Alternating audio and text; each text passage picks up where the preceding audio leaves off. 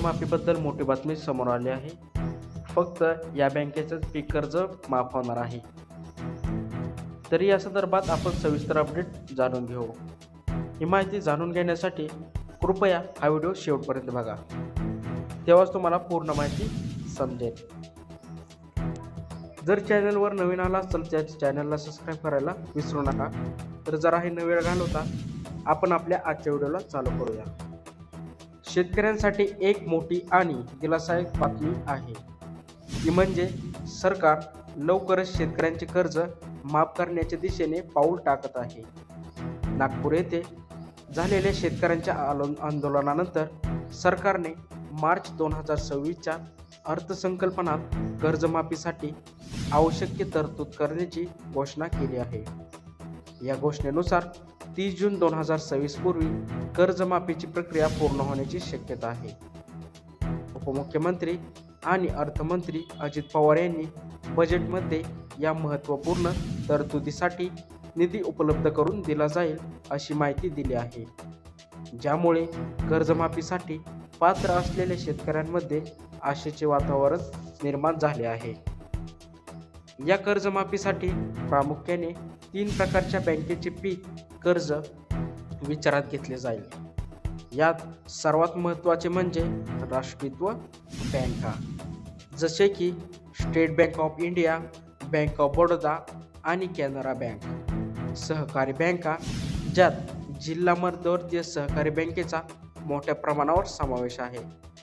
शेतकरी याच बँकेमधून मोठ्या प्रमाणात पीक कर्ज घेतात. आणि ग्रामीण बँका म्हणजे ज्यांच्या नावामध्ये ग्रामीण हा शब्द येतो जसे की महाराष्ट्र ग्रामीण बँक यांचा समावेश आहे. या तिन्ही प्रकारच्या बँकांमधील नियमानुसार बसणाऱ्या पीक कर्जाची माफी जवळपास 100% निश्चित मानली जात आहे. विशेष म्हणजे कर्जमाफीचा लाभ हा फक्त शेतीची संबंधित पीक कर्जासाठीच मिळणार आहे, इतर कोणत्याच्या कर्जासाठी नाही.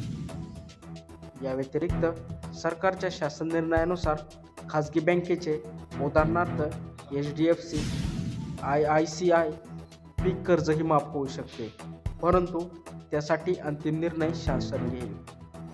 या योजनेतून काही संस्थांना वगळण्यात आले आहे. शेतकऱ्यांनी आपले सातबारे गहाण ठेवून अनेकदा पतसंस्थांमधून कर्ज घेतलेले असते. मात्र सध्याच्या नियमानुसार पतसंस्था या कर्जमाफीसाठी पात्र नाहीत. त्यामुळे पतसंस्थेतून कर्ज घेतलेल्या शेतकऱ्यांसाठी ही योजना लागू होणार नाही. कर्जमाफीसाठी पात्र असलेल्या शेतकऱ्यांसाठीच्या अटी व शर्ती लवकरच निश्चित केल्या जातील.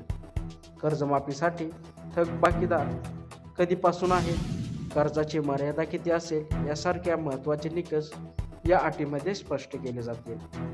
या सर्व अटी व शर्ती एप्रिलच्या पहिल्या आठवड्यात निश्चित होण्याची अपेक्षा आहे.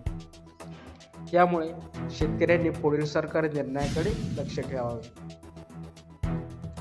तसेच शेतकरी आणि शेती संबंधित माहिती जाणून घेण्यासाठी आजच आपल्या चॅनलला सबस्क्राईब करा. तर भेटू आपण पुढच्या व्हिडिओमध्ये.